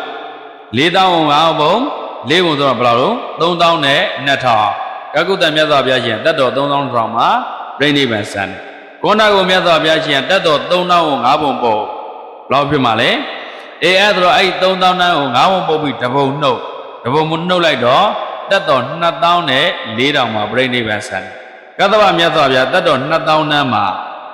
တပုံဘယ်လောက်ရမလဲ4000ဟုတ်နော်၄၅လေး20ဆိုတော့တတ်တော်16000မှာကတ္တဗမြတ်စွာဘုရားရှင်ပြိဋိဘံဆန်တယ်ဘုံဘုံတို့ဂေါရမမြတ်စွာဘုရားရှင်ကဖယားတတန်45နှစ်လေးပဲကြာတာဟုတ်လားရက်အနေနဲ့ဆို19000ပဲဖယားဖြစ်လိုက်တာဘာမှမကြာဘူးလေနာယီပေါင်း36000လောက်ဖယားဖြစ်လိုက်တယ်နာယီနဲ့တွက်ရဟုတ်ပြီနော်ရက်ပေါင်း16000 19000ဝန်းကျင်ကြာလောက်လေးပဲအဲ့တော့တက်တန်းရှိတဲ့မြတ်စွာဘုရားရှင်ရဲ့လက်ထက်ကျတော့လူတွေကတက်တန်းရှိတယ်ဆိုတဲ့အတိုင်းပဲကုသိုလ်အားကြီးကြစိတ်ကောင်းရှိကြဉာဏ်ကောင်းတယ်ပြောလိုက်ပြီဆိုအဲ့ဘုရားပြောလိုက်တဲ့အဆုံးအမကိုအကြာကြီးကျင့်နေကြတယ်ယူယူတည်တည်လေးလေးသက်သက်ကျင့်ကြတဲ့အတိုင်းပဲအကြာကြီးအဆုံးအမသာသာဟာတီးနေတယ်တက်တန်းတိုးလာပြီဆိုတော့လူတွေကဆိုးလာတယ်ဒါကြောင့်တရားတန်းအောက်ကိုဘုရားမပွင့်တာအခုတရားတန်းအောက်မှာဘုရားပွင့်လဲအကျိုးသိမ့်မများဘူးဖောသလောက်အကျိုးများမှာမဟုတ်ဘူးနော်အဲကြောင့်ပင်ပင်မမခံယူပါရီဖြစ်ခဲ့ရတာနဲ့ကြွတန်းဝင်မဲ့ဟာနဲ့မတန်ဘူးဒါကြောင့်တရားတန်းအောက်မှာဘုရားပွင့်လို့တော့မရှိဘူးဒီလိုမှတ်ခဲ့နော်အဲ့တော့ဒီမှာဗာပြောချင်တယ်ဆိုတက်တော်ရှည်တဲ့ဘုရားလေးရဲ့သာသနာဟာဘုရားပြိဋိဘံဆံပြီးအဲ့ဒီမြတ်စွာဘုရားကိုမှီလိုက်တဲ့တန်ခါတစ်ဆက်အဲ့ဒီတန်ခါရဲ့တပိတစ်သက်နှစ်သက်ဆိုရင်ဘုရားသာသနာကွဲသွားပြီတက်တန်းရှည်တာအလုံးစုံတန်ခါ20ဆက်ပဲရှိတယ်တက်တန်းရှည်တဲ့ဘုရားတွေမှာတန်ခါဘယ်လောက်ပဲရှိတယ်အခုဘုန်းဘုန်းတို့မြတ်စွာဘုရားရှင်ရဲ့သာသနာတက်တန်းတိုးတယ်တက်တန်းတိုးတော်မူတဲ့အခါသာသနာကိုခက်ကြထားခဲ့အဲကြောင့်တန်ခါအစဉ်ဆက်ခဲ့တဲ့အခါဘုံဘုံတို့သာသနာလင်္ကာရဆရံရဲ့အယူဆရဆိုရင်အရှင်အနန္ဒတို့ရှင်မကတ္တဗတို့ဒီပိစင်ဆက်မှတ်တမ်းနေကြည်တာနော်အနွယ်တာဒီဓမ္မဓာတ်တိပွဲခံရှင်ရန်လက်ထက်မှာရင်သာသနာရဲ့အဆက်ဟာ300ဝန်းကျင်လောက်ဖြစ်သွားပြီ အဲ့တော့ရှင်ရဟန်းရဲ့အဆက်ကနေအခုချိန်ကြီးယူမယ်ဆိုရင်400နီးပါးဖြစ်သွားတယ်တန်ခါအစဉ်ဆက်ဆရာတပည့်အစဉ်ဆက်နော်ဟိုမှာ2ပဲနော်2သက်ဆို꿰ပြီနော်အခု400လောက်ကျန်တယ်ဘယ်လောက်ကျန်တော့အဲ့400လောက်ကျအောင်ဗာနဲ့ထိန်းတာပရိယတ္တိနဲ့ထိန်းထားတာဗာနဲ့ထိန်းတာပါပရိယတ္တိတာမရှိ2ဆိုကုန်ပြီကျင့်စရာမရှိတော့ဘူးဟုတ်ပြီလားကြည့်လေရှင်အာနန္ဒရဲ့တပည့်တွေကဒုတိယသံဃာနာမှာတင်ညဟုတ်လားဒုတိယသံဃာနာဥဆောင်ညသူတို့တပည့်တွေအဲ့ဒီကနေနောက်အစဉ်ဆက်တတိယသံဃာနာဘက်ကိုကူလာကြအဲ့လိုနဲ့ဆရာအစဉ်ဆက်မှတ်တမ်းတွေတောက်လျှောက်ကြံခဲ့ဘလောက်ကောင်းလဲဟုတ်လားမှတ်တမ်းတောက်လျှောက်ကြံခဲ့တယ်ဘုန်းတို့သာနာမှာထူးခြားချက်ရှိနော်အထာဂရတွေလိုက်ကြည့်တဲ့အခါဘုသူရဲ့တပည့်ဘုသူရဲ့တပည့်ဘုသူရဲ့တပည့်အဲ့လိုနဲ့မှတ်တမ်းတွေတင်လာတာနော်အဲ့ကြောင့်သာနာအဆက်ဟာ300နဲ့400ကြားထဲမှာဖြစ်သွားပြီတက်တန်းတူတဲ့ဘုရားမှာတော့ဘလောက်လုံး2ပဲအဲ့ဒါလို့300ကျော်400ဝန်းကျင်လောက်ဖြစ်သွားအောင်ဘာကအသက်ဆက်ခဲ့တာပရိယတ္တိကအသက်ဆက်တာဘာကအသက်ဆက်တာတော့ဒါကြောင့်အဲ့ဒီပရိယတ္တိကိုလူတွေကစောင်းတာလားဘုန်းကြီးတွေကစောင်းတာလားတန်ဃာတွေရေးကြည့်လားမကြည့်ဘူးလားကဲအဲ့ဒါဆိုလူတွေခုနပြောတဲ့ပါဠိတော်လို့ပြောလိုက်ရင်ပါဠိလိုရေးထားတဲ့သူလူတွေကမှားလားမှန်လားခွဲခြားသိပါမလားအခုမြန်မာပြည်ပฏิပတ်သာသနာမှာလည်းကြည့်လေစာမတက်ပေမတက်မှနောက်မှဟိုတောင်ရောက်မြောက်ဖြစ်လာတဲ့ဘုန်းကြီးတွေရှိတယ်လေသာနာပေါင်းရောက်လာတာဘာမှပရိယတ္တိကိုစနစ်တကျဆရာနဲ့သမားနဲ့လေ့လာထားတာသင်ယူထားတာလည်းမရှိဘူးစနစ်တကျဖတ်ရှုလေ့လာတာလည်းမရှိဘူးကြနာနာလည်းအားထုတ်တာမဟုတ်ဘူးအတွေးခေါ်နေဟောနေတာလူတွေကမြန်မာပြည်ကလူတွေကအတော်လေးကောင်းတဲ့လူတွေဘာဖြစ်လို့ဘုဒ္ဓအလုံးနေတာလေဘုဒ္ဓမနေဘူးလားယုံကြည်မှုတရားတရားကလည်းယုံပြီဆိုအဲ့ဒီဘုန်းကြီးဘာလို့ယုံဟုတ်လားဘုဒ္ဓလည်းမရှိဘူးယုံကြည်မှုကလည်းမလွန်ခဲ့ဘူးလားလိန်လို့မကောင်းဘူးလားလိန်ရဲဖို့ပဲလို့ဘုန်းတော်ကမလိန်ရဲဘူးစာသိတယ်စာသိတာပြည့်တယ်လိန်မပြောရဲဘူးဟုတ်လားအမှားယွန်းပါမှာဆိုလို့တောင်ကိုယ်မှသတိထားပြီးဘုရားတပြီးဟောနေရဒါကြောင့်နမောတတနဲ့ဘုရားရှိခိုးတယ်ရီတော်ပြောတယ်ဟောတယ်ဟာအမှားယွန်းကင်းပါသည်ဆိုပြီးဘုရားကိုပြဲတဲ့အာယုပြုတ်ပြီးတော့လေအဲ့ဒါကြောင့်ဘုန်းရှေးပိုင်းမှာမျက်တိမိတ်ထားတယ်ဆိုတာမျက်တိပလင်ပေါ်ရောက်နေတဲ့ဂုံတော်ပွားနေတယ်အမြဲတမ်းတရားမှားမှဆိုလို့ဒါစာတွေတောက်လျှောက်ကြည့်နေတယ်ဆရာကောင်းနေတယ်တောက်လျှောက်တွေ့နေတယ်ဆိုတာတော့တရားမှားမှဆိုလို့ဟုတ်ဘူးလားဒါပေမဲ့ဒီကနေ့ဖះပေါ်လဲလေးလေးသားသားရိုးသေးသေးမရှိဘူးတရားလဲကြာကြာနာနာသင်ယူလက်ကျထားတာမရှိဘူးပရိယတ္တိသင်ယူထားတဲ့ဘုန်းကြီးတွေကလည်းထိတိမိမိဟောမှုပြောမှုမှာအားနဲနေလာသလိုရှိဟုတ်လားအခက်စနစ်နဲ့ညီအောင်ဟောပြောနိုင်ပြီးစွမ်းရည်တွေကလည်းယော့လာတယ်အဲ့ချိန်မှာဘာဖြစ်လဲဆိုတော့တောတက်ကြီးတွေနောက်မှသာနာကိုရောက်လာတာလူကြောနှက်တဲ့ဘုန်းကြီးတွေဘာတော့လူကြောနှက်တဲ့ဘုန်းကြီးတွေတော့ပေါ့လားအေးတကားဆိုတာလူကြောနှက်ရင်လိန်လို့ကောင်းတယ်လေမကောင်းဘူးလားဘုန်းကြီးသင်္ကန်းဝတ်ထားတဲ့သူမယုံဘူးလားယုံတာပဲကရုံးသုံးတာသင်္ကန်းဝတ်ထားတဲ့သူဘာပြောယုံတာလေအေးလူကြောနှက်တဲ့ဘုန်းကြီးတွေကလူအကျော်နှိပ်တယ်လို့ပဲတိတိကျကျကိုင်းပြောတာဗျာဟာလူဘိန်းတွေကယုံတယ်ဗျာဒါပေမဲ့မီဒီယာခေတ်တော့ဖြန့်ချလိုက်တယ်အင်းနဲ့အားနဲ့အကုန်လုံးကောင်းတယ်တဲ့ဟာဘာမှမသိအဲ့လူတွေသူတို့လည်းပရိယတ္တိဘာမှမသိအဲ့ဒီဟောတဲ့ဘုန်းကြီးတွေလည်းပရိယတ္တိမပါဘူးဘာသာတဲ့တွေ့ရပြောနေကြပါလေစိတ်ကူးစိတ်ကံတဲ့တယ်လို့ပြောနေတာမရှိဘူးလားအနေရများလားမများဘူးလားအဲ့ဒီတိုင်းလိုက်ကြည့်နဖူးစုံနဲ့ဒူပွန်ခံကကိုးကွယ်ပါလေဆရာလွဲကငရဲအပေအမြင့်တွေဝတ်တွေရှည်လျားရာနဖူးတွေဒူးတွေပုံဖန်အောင်နဲ့တာမန်လူယုံပေါ်ဘူးကြည်ညိုပါတယ်ဗျကိုးကွယ်ပါတယ်ဗျမြတ်နိုးပါတယ်ဗျနေတိုင်းဥချရှိကိုဘုန်းကြီးပြောသမျှခန္ဓာမြအကုန်လိုက်လုံနေတယ်ဆိုအောင်နဲ့နဖူးစုံနဲ့ဒူပွန်ခံကကိုးကွယ်ပါလေဆရာလွဲကငရဲအပေအမြင့်တွေဝတ်တွေရှည်လျားရာတဲ့ငရဲကြီးရှစ်တက်ဆိုတာမရှိဘူးလားဟဲ့ငရဲကြီးရှစ်တက်တဲ့ဆိုးတဲ့ငရဲရှိသေးလားရှိတယ်အယူလွဲတဲ့သူတွေကြားတဲ့ငရဲဟာလောကန္တရိငရဲကြီးရှစ်ထက်မှာအဝိသိငရဲဆိုတာအဖေမေတတ်တဲ့သူတွေကြားတဲ့ငရဲယန္နာသွေးသိန်းတရားလုပ်တဲ့ဘုရားသွေးသိန်းတရားလုပ်တဲ့သူတွေကြားတဲ့ငရဲတန်ဃာသင်ခွဲတဲ့သူတွေကြားတဲ့ငရဲယန္နာတတ်တဲ့သူတွေကြားတဲ့ငရဲပိသနရိယကံထိုက်တဲ့သူတွေကြားတဲ့အဝိသိငရဲဆိုတာမရှိဘူးလားဘလောက်ပဲအာကုသိုလ်ကံကြီးလို့အဝိသိကြတာကဘာပြတ်ရင်အဲ့လူတွေအကုန်လွတ်တယ်အခုမိစ္ဆာဒိဋ္ဌိဖြစ်သွားရင်ဒီကဘာပြတ်မပြတ်တဲ့ကဘာပြောင်းခံနောက်ကဘာပြတ်နောက်မပြတ်တဲ့ကဘာပြောင်းခံသူတို့အယူဝါဒဆွဲနေသမျှလွတ်လန်းမရှိဘူးဒါကြောင့်ကဘာတင်းငုတ်ကြီးတွေလို့ပြောတယ်သူတို့ကြောင့်ငရဲကြီးရှစ်ထက်ထဲမှာရှိတာမဟုတ်ဘူးငရဲကြီးထက်ကဒီမြေကြီးအောင်မှာရှိလောကန္တရေငရဲလောကအပြင်ဘက်မှာရှိဆိုတော့ဒီမှာကြည့်လိုက်ဘုန်းတို့နာယီလို့အဝိုင်းမရှိဘူးလား ဆက်ကြလားအဝိုင်းကြီးအဝိုင်း၃ဝိုင်းဆက်လိုက်စမ်းဘာတွေ့မလဲအလေကောင်ကအပေါက်ကြီးတစ်ခုမရှိဘူးလားအဝိုင်း၃ဝိုင်းဆက်ကြည့်လိုက်တစ်ထက်တည်းကျသွားပါမလားမကြဘူးနော်၃ခုဆက်လိုက်လေဝါလုံး၃ခုဆက်ကြည့်အဲ့ဒါဆိုအလေမှာအပေါက်ကြီးမရှိဘူးလားအဲ့ဒါကြီးအဲ့ဒါအာဂတဟင်းလင်းပြင်အပေါက်ကြီးရှိတယ်အဲ့ဒီနေဟာလောကန္တရေငရဲပဲရေခဲမြင့်ငရဲဟုတ်ဘူးနော်ရေခဲမြင့်ငရဲအလုံးတန်အေးခဲနေတဲ့ရေခဲမြင့်အဲ့ဒီရေခဲမြင့်ကြီးတဲ့မှာအဲ့ဒီကောင်ကြီးတွေကအရင်နဲ့အလိုဆိုးနဲ့ဘာသာသာနာကိုဖျက်ဆီးခဲ့တာဖြစ်တဲ့အတွက်ဘာသာသာနာကိုနလဘိန်းတုံးကိုးကွယ်ပြီးယုံကြည်ခဲ့တာဖြစ်တဲ့အတွက်အဲ့ဒီအကောင်ကြီးတွေသရဝါကြီးတွေမျက်စိကန်းလာတယ်အန္တအကန်းနေကြီးတဲ့တကောင်မှမျက်သိမမြင်ဘူးအမြဲတမ်းလဲဆာလောင်းနေတယ်သူတို့နေတရားဟာတို့ဟိုနမ်းမှာကဘာကြီးတွေမှာခိုးတွေတွဲလဲမိနေတယ်လို့ပေါ့ကဘာနိုင်ငံကြီးတွေမှာသူတို့လက်သေးကြီးတွေနဲ့ကော့ပြီးတွဲလဲခိုးပြီးနေရတာလင်းတို့ကြီးတွေလိုပဲအတောင်ပံကြီးတွေပါတယ်ဘိုက်ကလည်းစားတဲ့အခါဘိုက်ဆိုင်စိတ်မဆိုးဘူးလားဒေါသမဖြစ်ဘူးလားအဲ့ဒါကြောင့်သူတို့ကဒေါသကလည်းအလုံးကြီးတဲ့မောဟကလည်းကြီးတာဗကရိမျက်စိကိုမမြင်ဘူးညံမျက်စိလည်းလုံးဝမပေါ့ဒါကြောင့်အတော်မိုင်းကြီးတွေနဲ့ပြန်ပြီးဘိုက်သားလို့အစားရှာတကောင်နဲ့တကောင်တိုက်မိတာနဲ့ရံဖြစ်ပြုတ်ကြရေခဲမြင့်ငယ်ထဲပြုတ်ကြဖက်ပြီးအကောင်ကြီးပြန်ရောမသိဘူးတဲ့နော်ရေခဲမြင့်ထဲပြုတ်ကြအမုံမွားဖြစ်သွားပြန်ပြီးအကောင်ကြီးပြန်ပေါ်လာတယ်သူတို့ရဲ့အာဟုတုဝတ်ကျွေးမကြည်သေးအဲ့ဒီကဘာကြီးပြတ်သွားပြီဆိုတော့မပြတ်တဲ့ကဘာပြောင်းခံပြတ်သွားရင်မပြတ်တဲ့ကဘာပြောင်းခံနောက်ထပ်ပြတ်သွားရင်မပြတ်တဲ့ကဘာပြောင်းခံအဝီစိထက်အစာပေါင်းများစွာဆိုးတယ်နိယတမိစ္ဆာဒိဋ္ဌိ၃ပါးအကြောင်းမရှိဘူးအကျိုးမရှိဘူးအကြောင်းကျိုးနှမျိုးလုံးကိုပယ်တယ်အာဂရိကံပယ်နှစ်ကျိုးပယ်နှစ်တွဲအာဟိတုတဲ့အဲ့ဒီနိယတမိစ္ဆာဒိဋ္ဌိအယူရှိတဲ့ပုဂ္ဂိုလ်တွေ၃ပါးကြနိုင်တဲ့ဟာနော်အာဂရိကံပယ်အာဂရိယဒိဋ္ဌိဆိုတာအကြောင်းဆိုတာရှိလိုက်ချစ်ချင်တယ်လို့ဖြစ်တာ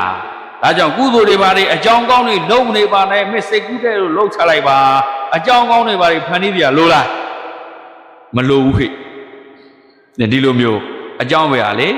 အာဂရိကံပဲနတ်ကျိုးပဲနတ္တိယဒိဋ္ဌိကြတော့အကျိုးဖြစ်သူတွေပါဘာကြောင့်ပတ်သက်ချမ်းသာငါရှာလို့ပေါ့ကွာဟုတ်လားရှာတိုင်းပတ်သက်ငါချမ်းသာလားကံမရှိဉာဏ်ရှိတိုင်းမွဲဆိုတာမရှိဘူးလားရှာတိုင်းရလားဒါပေမဲ့ရလာတော့ကံကိုပဲလေကိုယ်ကံအကျိုးတွေပါတွေဘယ်ဆွန်းလူလို့ဆွန်းကြိုးရတာမဟုတ်ပါဘူးဟုတ်လားငါပတ်သက်စားလို့ဒီမဲ့ဆွန်းနေပါလေလို့စားရတွေပြည့်စုံနေတာပေါ့ငါမသားမကိုက်ငါအလုံးမလုပ်ပဲနေပတ်သက်မလို့ရဒီလိုမျိုးအကျိုးတရားကိုပယ်တာပေါ့ဟုတ်ဘူးလားအဲ့ဒါဆိုတော့အကြောင်းငယ်ကိုပယ်တယ်အကျိုးကိုပယ်တယ်အကြောင်းနှမျိုးလုံးအကြောင်းအကျိုးနှမျိုးလုံးကိုပယ်တယ်စဉ်းစားကြည့်အဖေသက်တာကအကြောင်းလားအကျိုးလားအကြောင်းဆိုပါတော့အဲ့ဒါဆိုရင်အဝိသိငယ်ရမကြဘူးလားအကြောင်းလားအကျိုးလားအကြောင်းနဲ့အကျိုးပဲကြည့်လိုက်တယ်မှာ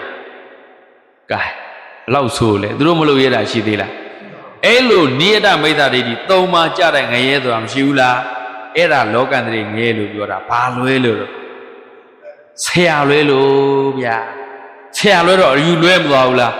ဆရာလွဲတော့အဆုံးမလွဲမသွားဘူးလားအဆုံးမလွဲတော့အယူလွဲမသွားဘူးလားအယူလဲတာကြောက်စရာကောင်းတော့မကောင်းဘူးလားဒီကညီငယ်ညီမငယ်တွေသားငယ်သမီးငယ်တွေမင်းတို့အဖေတွေမိတွေဘလောက်ကျေးဇူးတင်တရားကောင်းသူတို့ဗုဒ္ဓဘာသာဖြစ်ခဲ့လို့ဟုတ်လားဗုဒ္ဓဘာသာမီယိုဖလာဗုဒ္ဓဘာသာဆိုတာကအတော်ဟုတ်နေပြီမီယိုဖလာဗုဒ္ဓဘာသာမဖြစ်ဘဲနဲ့ဘာသာကြားများဖြစ်သွားရင်သိရောဟုတ်လားဒါကြောင့်မြန်မာပြည်ဗုဒ္ဓဘာသာဘလောက်ဆုပ်ဘလောက်ရုပ်ဘလောက်ညံ့မြန်မာပြည်တွေကနေဘုန်းခွာမသွားကြဘူးဘာဖြစ်လို့လဲဘုရားသာသနာရှိနေလို့ကိုဘယ်မှမသွားနိုင်ဘူးခဏတစ်ဖြုတ်ပဲသွားကောင်းမြန်မာပြည်တဲ့ကောင်းတဲ့ကဘာမှမရှိဘူးဘုံဘုံတော့ရှောက်သွားခဲ့ပြီလေအဲ့ဒီနိုင်ငံတွေမှာပညာတွေသင်အလုပ်တွေလုပ်ဘလောက်ခက်တယ်လဲဆိုတာသိတာပေါ့နော်ဘာသာတွေမဲ့နေကြတာအများကြီးလေကုသိုလ်ကောင်းမှုလုပ်စရာကုသိုလ်ကိုတန့်တင်အောင်လုပ်ပေးနိုင်တဲ့သီလရှိတဲ့သူဆိုတာလည်းသိရှိတာမဟုတ်ဘူးဟုတ်လားကံကြီးကြိုးကိုယုံကြည်ပြီးလုပ်တယ်ဆိုတာမျိုးလည်းမဟုတ်ဘူးဟုတ်လားအကျိုးလို့ညောင်ရီလောင်းတဲ့ဟာမျိုးတွေပဲရှိဟုတ်ပြီနော်ဒါကြောင့်မြန်မာပြည်မှာဗုဒ္ဓဘာသာဝင်ဖြစ်ရတာဘလောက်တန်ကြီးရှိတယ်လဲဆိုတာဒါသင်တာဟုတ်နော်အခုပြောတဲ့နိယတမိစ္ဆာဒိဋ္ဌိ၃ပါးမြန်ဖြစ်သွားပြီဆိုရင်အကြောင်းကျိုးပယ်လိုက်ပြီဒီနေ့ခေတ်လူတွေကစာလေးနည်းနည်းဖတ်အတွေးခေါ်လေးနည်းနည်းရလာတဲ့အခါပယ်ချင်းလာကြပြီပယ်လဲပယ်နေကြပြီကမ္ဘာမှာလူကြီးတန်း8000ရှိတယ်နော်လူကြီးဘယ်လောက်ရှိတော့တန်း8000ထဲမှာခရစ်ယာန်က 33ယောက်ကျော်ဆိုတော့တန်3300ကျော်ခရစ်ယာန်တန်8000မှာ3300ကျော်ပါတော့ခရစ်ယာန်နောက်ထပ်တန်2100ကျော်2200လောက်ကအစ္စလမ်ဟောတန်9500ဖြစ်သွားပြီနော်ဟုတ်လားနောက်ထပ်တန်ပေါင်း1500လောက်ကဟိန္ဒူဟုတ်လားနောက်ထပ်တန်ပေါင်း2000နီးနီးလောက်ကဘာသာမဲ့အဲ့ဒီဘာသာမဲ့ကအခုတအားကြီးလာအဲ့တော့တန်8000ထဲမှာမြန်မာရဲ့ယာဂိုင်နှုန်းကတန်200 300ကိုပြည့်ပြည့်ဝမရှိတော့ဘူးထေရဝါဒစစ်က200 300ပြောတော့ထိုင်းတို့ကမ္ဘောဒီးယားတို့လာအိုတို့သီရိလင်္ကာတို့မြန်မာ9နိုင်ငံပဲရှိတယ်။ဟောနိုင်ငံပေါင်း198နိုင်ငံမှာထေရဝါဒကိုးကွယ်တဲ့နိုင်ငံ9နိုင်ငံပဲရှိတယ်။9နိုင်ငံပဲရှိတယ်။အရှေ့တောင်အာရှမှာဆိုရင်မြန်မာထိုင်းလာအိုကမ္ဘောဒီးယားတောင်အာရှမှာဆိုရင်သီရိလင်္ကာပေါင်းလိုက်ပါတဲ့နိုင်ငံတော့9နိုင်ငံအဲ့ဒီ9နိုင်ငံကလူကြီးတန်း400မပြည့်ဘူးအဲ့ဒီနဲ့9နိုင်ငံထဲမှာထေရဝါဒကိုးကွယ်တဲ့လူတန်း400မပြည့်ဘူးအဲ့ဒါကိုထေရဝါဒဗုဒ္ဓသာသနာစစ်ကိုပြန်တွက်လိုက်တော့ပင်းရွာမှာလူ1000ရှိတယ်ဆိုပါတော့ထေရဝါဒရဲ့အစုံအမောက်မှန်ကန်သိထားတဲ့သူဘယ်နှယောက်ရှိလဲကိုယ့်ကိုယ်ပဲကိုယ့်ရွာပဲကိုယ်စစ်တမ်းကောက်လိုက်အောင်နော်အဲ့ဒီထဲကလိုက်ကျင့်တဲ့သူဘယ်လောက်ရှိတော့ကဲဒါကြောင့်ဘုံကံကြီးမားတဲ့သူတွေပဲဘုရားသာနာကိုချီးမြှောက်ထောက်ပံ့စောင့်ရှောက်နိုင်တယ်ကျင့်သုံးနိုင်ကြတယ်ခဏတရားနာနေတဲ့သူတွေတရားအားထုတ်နေတဲ့သူတွေ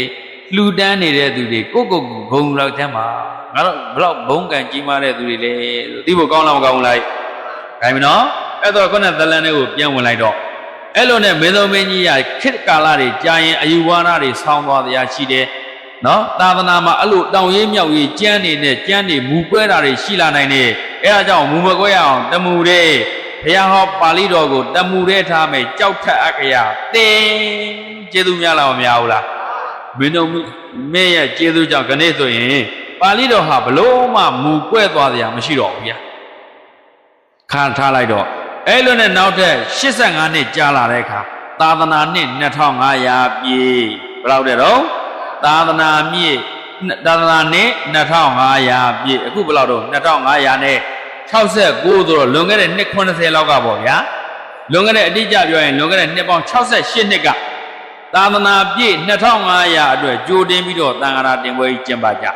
သံဃာတော်တင်ပွဲကြီးကျင်းပမယ်ဆိုတော့ကိုင်းသံဃာတော်တင်တာကရပြီဘယ်နိုင်ငံမှာတင်မှာတော့ထေရဝါဒ9နိုင်ငံစီဝေးလုပ်ကြမြန်မာပြည်တင်မှာမြန်မာပြည်သံဃာတော်တင်မယ်ဆိုတော့မြန်မာပြည်မှာပြိဋကတ်သုံးပုံဆောင်ရှိလားမြန်မာပြည်ကအဲ့တော့မချမ်းသာဘူးတို့နိုင်ငံတွေကပို့ပြီးအင်အားကြီးတယ်တို့နိုင်ငံတွေမှာတင်ကဲမင်းတို့နိုင်ငံမှာတင်တယ်ဆိုရင်ထေရဝါဒရဲ့အနှစ်သာရဟာပြိဋကတ်ကိုဆောင်နိုင်တဲ့သူတွေရှိရမှာပေါ့အဲ့တော့ဂဏိကဘာပေါ်မှာ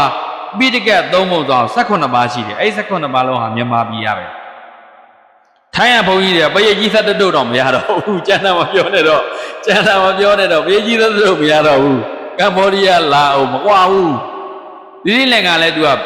ဗုဒ္ဓဘာသာကိုပညာရေးတစ်ခုအနေနဲ့သင်နေတာလူတွေတက်တဲ့ဟာနဲ့ဘုန်းကြီးတွေတက်တဲ့ဟာအတူတူပဲဒီလင်္ကာဘုန်းကြီးတွေလည်းဘာသာရေးတဲ့နိုင်ငံရေးပဲစိတ်ဝင်စားတာဘုန်းကြီးသမ္မတလည်းရှိတယ်လေသူကဘုန်းကြီးသမ္မတရှိတယ်ဆွေတော်သမ္မတရှိတယ်နိုင်ငံရေးသမ္မတရှိတယ်သမ္မတ3ယောက်အဲ့ဒီသမ္မတ3ယောက်တည်းမှာခုနနိုင်ငံတော်သမ္မတဆွေတော်ဆောင်တဲ့သမ္မတရဲ့ဘုန်းကြီးသမ္မတရဲ့သူတို့ရဲ့ထောက်ခံချက်လိုတယ်ဒါကြောင့်နိုင်ငံတော်သမ္မတလည်းဗုဒ္ဓဘာသာကြီးညိုသည်ဖြစ်တယ်မကြီးညိုသည်ဖြစ်တယ်ဗုဒ္ဓဘာသာဝင်ဖြစ်ရမယ်အဲ့ဒါကြောင့်ဟိုတပ္ပနာနှစ်ပါးလက်မှတ်ထိုးပြီးမှသူကရမှာဆိုဗုဒ္ဓဘာသာကိုကြီးညိုပါတယ်ဗျာဓမ္မသခုတွေပါလေလုံးကြတာပေါ့ဗျာခန်းဆောင်မှန်ဆောင်များသွားပြီကိုယ်တိုင်လေ့လာခဲ့မှတွေ့တယ်ဩအနှစ်မရှိတော့ဘူးလူတွေသိထားတယ်လူတွေကတပည့်တော်တို့လည်းပြည့်ကြီးသက်တို့ရရှင်များတို့လည်းရအတူတူပဲဒီလိုမျိုးတွေဖြစ်ကုန်တပည့်တော်တို့လည်းဓမ္မပရယရှင်များတို့လည်းဓမ္မပရယပညာရေးသဘောတရားနေတာတင်တကယ်အနှစ်သာရနဲ့ဒီလင်္ကာမှာရိတ်တာတော့မရှိသလောက်ပဲဗျာ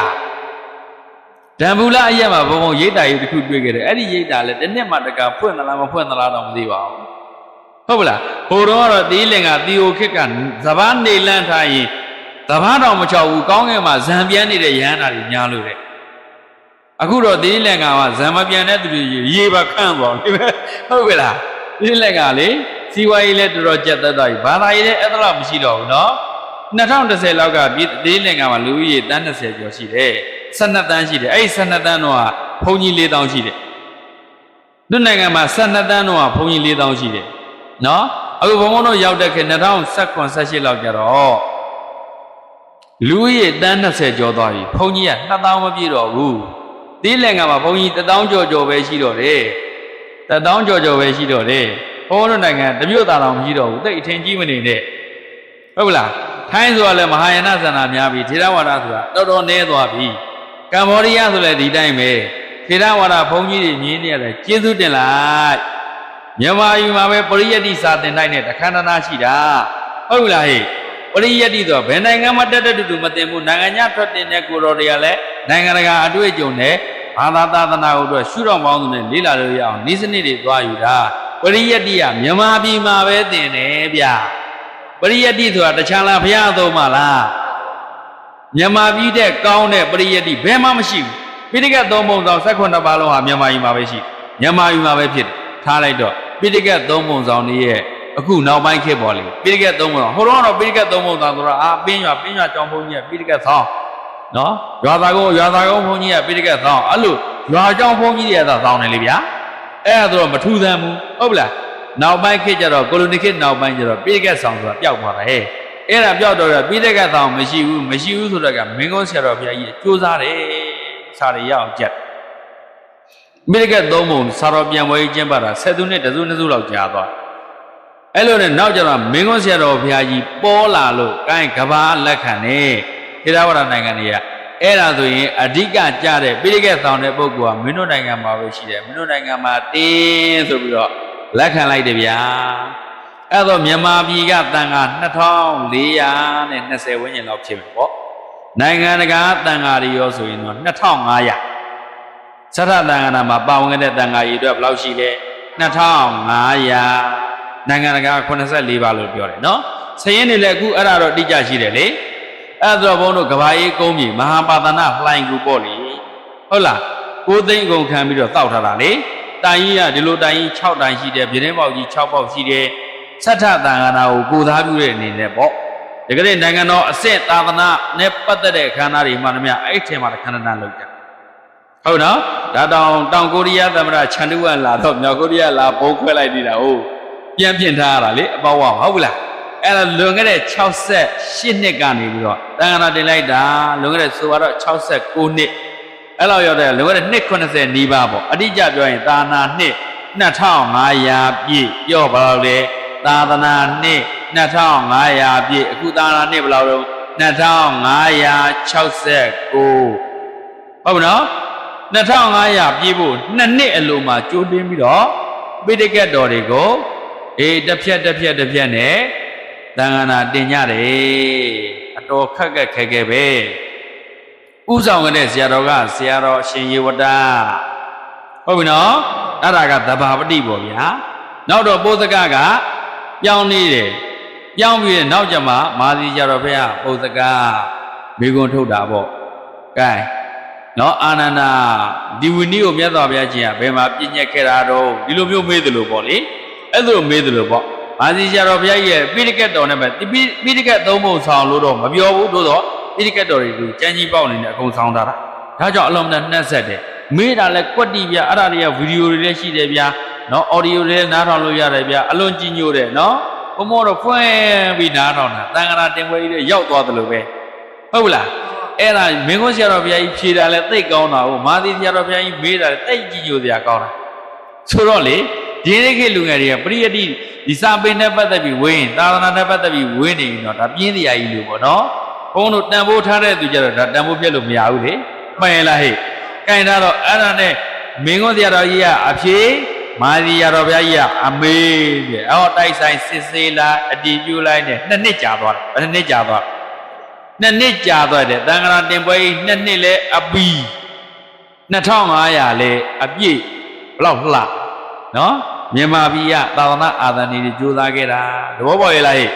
သေခိတ္တရာဒုတပေါင်းနဲ့အစဉ်ဆက်သေခိတ္တရာပကံအနောယထာဟုတ်လားနော်အင်းဝနောက်ဒီဘက်ကကြည့်ကုန်းပေါင်းနော်ကုန်းပေါင်းမင်းဆက်အလောင်းမင်းတရားကြီးနောက်တော့မင်းတော်မင်းကြီးဟုတ်လားကုန်းပေါင်းခက်မှာမင်းတော်မင်းကြီးတစ်ချိန်နော်ကိုလိုနီခက်မှာဘယ်သူတော့ကိုလိုနီခက်ကနေလွတ်ပြီးကာသနိုင်ငံတော်သမ္မတကြီးကသမ္မတကြီးဒေါက်တာဘာဦးဟုတ်ဗျဟုတ်ပလားဝင်းကြီးချုပ်ကဥနုအဲ့တော့ဒီမိုကရေစီလေလွတ်တော်ရှိတယ် ဟုတ်လားဝင်းကျုပ်ဦးနုတကယ်တမ်းကျတော့အဲ့တော့သမ္မတကြီးဒေါက်တာဘာဦးကသမ္မတအဲ့တော့အဲ့အစိုးရဘွဲကမင်းဘက်ကနေထောက်ပံ့တာပေါ့လေဟုတ်လားတထေးကြီးကစာဦးသွင်းတို့တကယ်ကိုလိုသမျှလှူတာဗျာအဲ့တထေးကြီးကလည်းမာလီယာတော်ဘုရားကြီးတာဝကကြီးအရိယာကြီးလို့ယူဆရတယ်နော်အရိယာကြီးလို့လည်းရေးကြတယ်လိုသလောက်လှူနိုင်တယ်ဗျာဘလောက်တုံးလို့ဆင်းနေပါလေလုံနေတယ်နော်လိုသလောက်လှူနိုင်တယ်ဘလောက်ချမ်းသာလဲဆရာဦးသွင်းဆိုတာလေဟုတ်လားအဲ့တထေးကြီးအဲ့ဒါလိုသလောက်တော့ပဲထားတော့အကုန်လုံးဝိုင်းဝန်းထောက်ပံ့ပြီးတော့အလုံးတန်းကြိုးစားခဲ့တဲ့အတွက်ဆက်ထသံဃာတင်ပွဲကြီးကျင်းပနိုင်ခဲ့တယ်ဆက်ထသံဃာတင်ပွဲကြီးကျင်းပတဲ့အခါကြောက်ထက်အကြရသောလူတိုင်းကြောက်တိုးကြီးတွေတွားဖတ်နိုင်လာရဲ့ဒီထဲမှာအဲ့ကုသတော်ဘုရားရောက်ဖို့တဲ့သူဘယ်နှယောက်လောက်ပါ10ယောက်မပြည့်လောက်ဘူးနော်10ယောက်မပြည့်လောက်ဘူးလေဟုတ်ပလားကြားဘူးတာပဲရှိမှာကိုအဲ့ဒါတော့ပိဋကတ်တော်တွေကိုစာအုပ်အနေနဲ့မှတ်တမ်းနေတော့လူတိုင်းဖတ်လို့လွယ်လို့ရတယ်အခုပဋ္ဌာန်း9ကျမ်းပေါ့ဘာညာပူဇော်နေကြတာအိမ်တိုင်းသိလို့လေမရှိဘူးလားအဲ့ဒါကြောက်တိုးကြီးတွေဆိုတွားလို့ရပါမလားအဲ့ဒါဆိုစာအုပ်နဲ့မှတ်တမ်းတင်ရအောင်စထသံဃာကျမ်းမှာပေါ်လာဟုတ်နော်ဟောပထမသံဃာဒုတိယသံဃာတတိယသံဃာနှုတ်တဲ့သောင်းသရုတ်တသံဃာကျတော့ပေမူဆောင်မြေသမသံဃာကျတော့ကြောက်ထက်ဆောင်စထသံဃာကျတော့စာအုပ်ပေါ်ဆောင်တယ်အဲ့ဒီစာအုပ်ကလေအနှစ်တစ်ထောင်ပရွတ်သိပ်လည်းမကြိုက်ဘူးတဲ့ခြာလည်းမကြိုက်ဘူးတဲ့ပိုးဟတ်တွေလည်းမကြိုက်နိုင်ဘူးဆိုတဲ့ကဘာပေါ်မှာအကောင်းဆုံးဆိုတဲ့စာရွက်သားတွေနဲ့နှစ်တစ်ထောင်ရေစိုးစုပ်ပြေးတာလည်းမရှိဘူးအလွန်ကောင်းတဲ့စာရွက်သားနဲ့နိုင်ငံခြားကနေမှားပြီးတော့လေအဲ့ဒါပိဋကတ်တော်ဟာပါဠိတော်အုပ်ရည်40ရှိတယ်အုပ်ရည်40အစုံ9ရိုက်လိုက်တယ်ဟုတ်နော်အစုံ9ရိုက်ပြီးမြန်မာမှာတော့အခုကဘာအေးမှာရှိတယ်မြန်မာမှာတစ်စုံကမ္ဘောဒီးယားမှာတစ်စုံထိုင်းမှာတစ်စုံလာအိုမှာတစ်စုံဒါအရှေ့တောင်အာရှမှာ4နိုင်ငံထေရဝါဒ4နိုင်ငံတောင်အာရှ10နိုင်ငံထဲမှာထေရဝါဒနိုင်ငံကဒီလင်္ကာမှာတစ်စုံဆိုတော့ဟောအဲ့လိုမျိုးနှစ်တစ်ထောင်မပြည့်စည်တဲ့စာအုပ်နော်အစုံပေါင်း9စုံကိုထေရဝါဒ9နိုင်ငံတသုံးစီခွဲသိမ်းထားတယ်ဟောဆထသံဃာရဲ့ဟုတ်ပြီလားအဲ့ဒါကြောင့်တရားဏီကုံချုပ်ကြရအောင်မြတ်စွာဘုရားရှင်ရဲ့သူ့မေတ္တာဘဝနဲ့ဟာကြိုးစားအားထုတ်ခဲ့တဲ့စိတ်ဓာတ်တော်တွေနဲ့သာသနာသမိုင်းအခြေတည်ခဲ့ရတာဒီနေ့ဘုန်းဘုန်းတို့ခေတ်2569ကိုရောက်ခဲ့ဖို့ကပြက်လူပြက်ခင်းထောက်ရှာငှက်ပြန်တယ်လို့ပြောပြီနေတုံမြင့်တုံမင်းနေရလဲကောင်းတယ်ကျိုးသားအားထုတ်တဲ့တန်ဃာတွေဘက်ကလည်းအရေးချင်းရှိတယ်မင်းနေရလဲကောင်းတယ်တန်ဃာတွေဘက်ကလည်းအရေးချင်းရှိတယ်နှစ်ဖက်ပြမင်းဘက်ကဘလောက်ကောင်းတန်ဃာအရေးချင်းမရှိရပါမလားတန်ဃာတွေဘလောက်တော်မင်းမကောင်းရင်ရပါမလားအေးအဲ့ဒါဆိုမင်းနဲ့တန်ဃာနဲ့မင်းနဲ့ဆရာနဲ့ဒကာနဲ့ဆရာဟုတ်လားအပြန်လက်တွဲညီနဲ့ခဏသာသနာကိုတည်ဖို့ခဲ့တဲ့အတွက်ဘုရားအဆုံးအမပိဋကတ်တော်တွေနိဗ္ဗာန်ရောက်ကြောင်းနော်တန်တရာလွတ်ကြောင်းတန်တရာလေရင်လည်းအထက်တန်းကြမြတ်တပန်းလှနဲ့ကုသိုလ်ဆွမ်းအားတွေနဲ့နိဗ္ဗာန်မရောက်မချင်းအထက်တန်းကြလေနိုင်ဖို့နောက်တော့နိဗ္ဗာန်ရောက်အောင်တန်တရာပြတ်အောင်တိဆွမ်းဆောင်နိုင်ဖို့အတွက်လမ်းညွှန်မှုကောင်းတွေပေးနိုင်တဲ့ဘုရားရှင်ရဲ့သာနာတော်ကြီးကိုမြန်မာပြည်ဟာနှစ်ပေါင်း2000ကျော်ဆောင်ခဲ့ပြီးပါပြီမြန်မာပြည်မှာနှစ်ပေါင်းဘယ်လောက်တော့2000ကျော်ဆောင်ခဲ့ပြီးပါပြီမြန်မာပြည်မှာနှစ်ပေါင်းဘယ်လောက်ဆောင်ခဲ့ပြီးပြီတော့2500လောက်ဆောင်ခဲ့ပြီးပြီဟုတ်ပြီနော်အဲ့ဒါလောက်ဆောင်ခဲ့တာဘုံဘုံတို့ယောဂီတို့အခုဒီတရားတွေကနေဒီလက်ထက်တဲ့ရောက်မှဒီသာနာကြီးကွဲလို့ရပါမလားသာသနာအသက်ဒုအသက်သာသနာဒါဝင်ဒုဒါဝင်ပြောကြည့်ပါရတော့သာသနာအသက်ဒုအသက်သာသနာဒါဝင်ဒုဒါဝင်ဆိုပြီးတော့အသက်နဲ့သာသနာနဲ့အသက်ထပ်တူပြုပြီးတော့ကြိုးစားပြီးသာနာကိုလှူနိုင်တဲ့သူတွေလှူကျင့်လဲကျင့်လှူလဲလှူကျင့်လဲကျင့်လှူလဲလှူကျင့်လဲကျင့်လို့ဖို့လိုလားမလိုဘူးလားအဲ့ဒါတွေကကြိုးစားအားထုတ်မယ်ဆိုရင်နော်မြန်မာနဲ့သာနာနဲ့မြန်မာဘယ်တော့မှကင်းကွာသွားမှာမဟုတ်ဘူးမြန်မာရှိနေသူတွေသာသနာရှိနေမယ်သာသနာရှိနေသူတွေလည်းမြန်မာရှိနေမယ်ဆိုတာမှန်လားမှန်ဘူးလားအဲ့လိုမျိုးသာသနာနဲ့မြန်မာနဲ့သာသနာကွဲကွာမသွားအောင်သာဝရတည်မြဲနိုင်သမျှတည်မြဲအောင်ကြိုးစားပွားများအားထုတ်ကြပါစို့လို့တိုက်တွန်းရင်ဗုဒ္ဓသာသနာသမိုင်းအပိုင်းခွန်အားလုံးဒီမှာတဲ့ဏိဂုံးကံဘက်အစွန်းတဲ့အားလုံးသာဓုခေါ်